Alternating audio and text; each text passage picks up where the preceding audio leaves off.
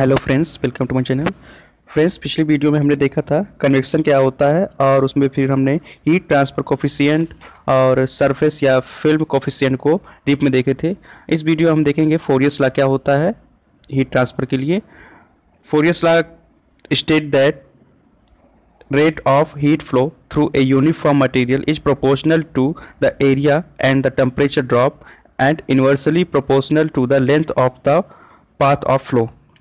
फोरियर्स law ने बताया कि जो हमारा रेट ऑफ हीट फ्लो होता है किसी यूनिफॉर्म मटेरियल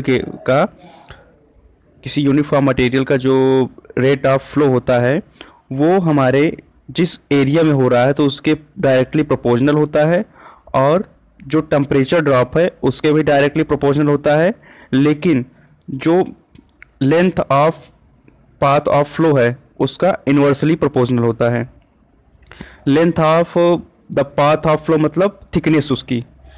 जैसे देख लेते हैं, ये कोई प्लेटें हैं, यहाँ से हमारा हीट ट्रांसफ़र होके ये हमारा कूलर पोर्शन है, ये हमारा हॉट वाला पोर्शन है, यहाँ से यहाँ हमारा आ रहा है हीट ट्रांसफ़र होते होते धीरे धीरे कम होते हायर टू लोअर सेक्शन।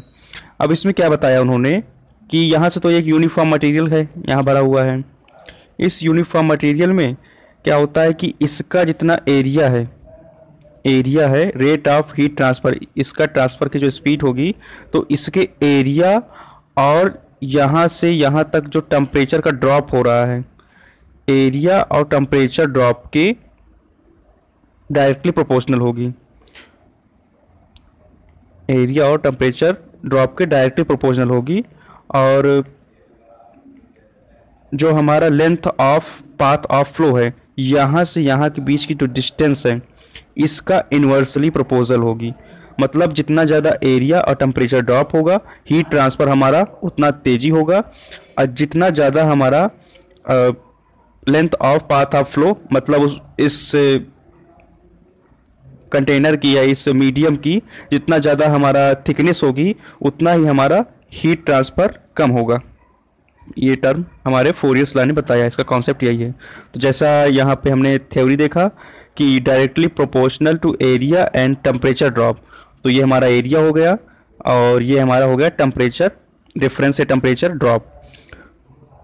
दूसरा में ये हमारा है थिकनेस हो गई, इसका इन्वर्सली प्रोपोर्शनल है। तो rate of heat flow is directly proportional to area and temperature drop and inversely proportional to thickness या length of the path of flow. ये हमारा फोरियर्स लॉ स्टेट किया, बताए हैं उन्होंने फोरियर्स ने।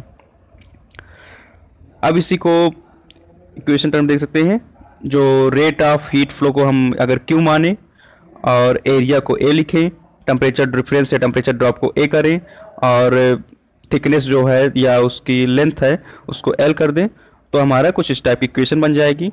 और इस डायरेक्टली प्रोपोर्शनल को हटाने से यहाँ पे हमें इक्वल लगाने पर एक कांस्टेंट मिलेगा, इसे क्या कहेंगे, प्रोपोर्शनलिटी कांस्टेंट इसको बोलेंगे। Km निकलेगा, Km को हम प्रोपोर्शनलिटी कांस्टेंट बोलेंगे।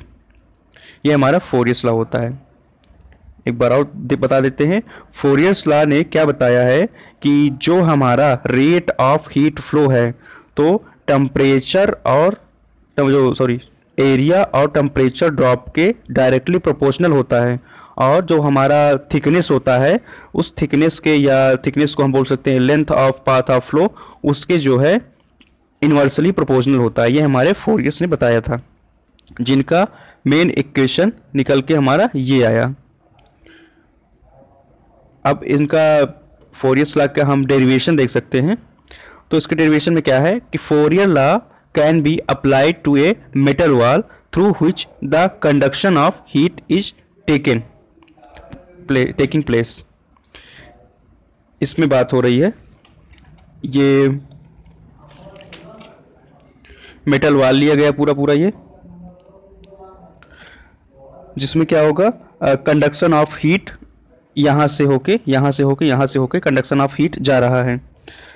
अब इसमें क्या है, if the area of wall A metre, अगर इस वॉल का एरिया A मीटर है और थिकनेस ऑफ वॉल L है, ये दीवार है तो इसकी थिकनेस क्या है, L है, और face of wall maintained at higher temperature, जो फेस ऑफ वॉल है ये, तो इसका हायर टेम्परेचर हमारा T1 है।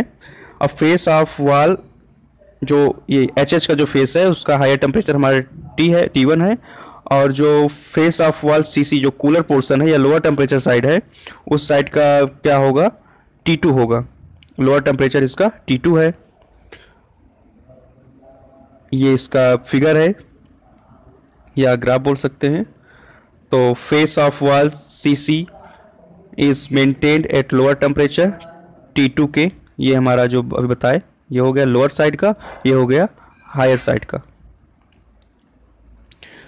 अब इसमें heat flow through plane A, heat flow through plane A is assumed to be in a steady state.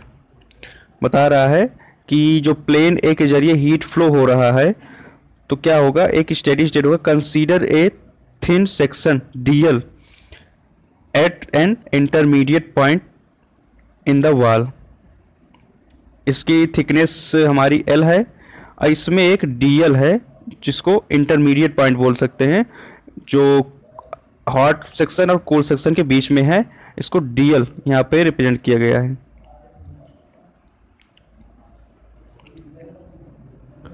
Intermediate point in the wall हो गया। अब फोरियर्स लॉ में बी अप्लाइड एज, अब इस वाली डायग्राम पे यहाँ पे हम फोरियर्स लॉ जब अप्लाई करते हैं इस पे पूरे पे, इस कंडीशंस पे, कंडीशन समझ चुके हैं कि एक साइड हमारा हायर टेम्परेचर वाला साइड है, एक लोअर टेम्परेचर या कूलर साइड है। अब इसमें हायर टेम्परेचर में T1 हमारा हो गया, हाई टेम्परेचर साइड का मेन काउंटेंट, और कूलर वाला T2 हो गया।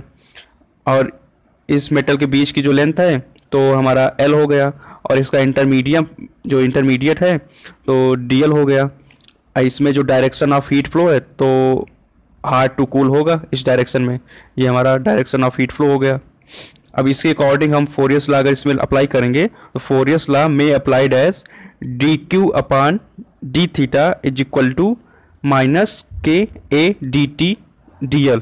जब इसमें हम फोरियर्स लॉ अप्लाई करेंगे तो हमको ये मिलेगा। अब इसमें क्या है ये सब देख लेते हैं।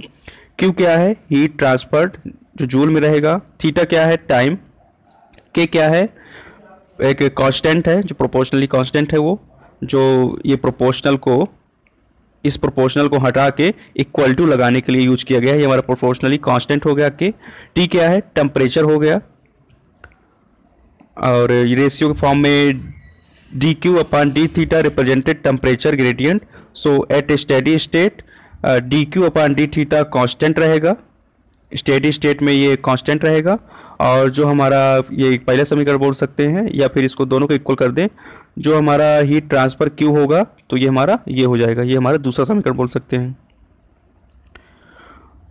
Q is equal to rate of heat transfer, ये पहले बता चुका है। जहाँ पे ये Q क्या है, ये जो हमारा Q है तो रेट ऑफ हीट ट्रांसफर हो गया।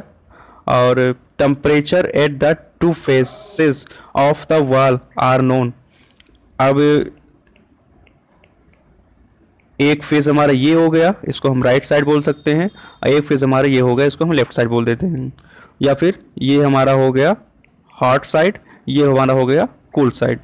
अब इसमें के लिए दोनों इक्वेशन दी गई हैं। Temperature at two faces of wall are known, एक फेस पे हमारा राइट साइड में मान लीजिए ये हो गया, लेफ्ट साइड में हमारा ये हो गया।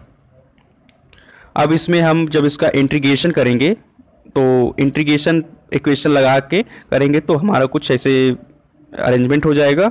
उसके बाद हम यहाँ पे O का L के रिस्पेक्ट में, T1 का T2 के रिस्पेक्ट में, T2 का T1 के रिस्पेक्ट में जब इसमें इंटीग्रेशन करेंगे तो हमको ये इक्वेशन मिलेगी, QL upon A Km T1 minus T2 Km delta T।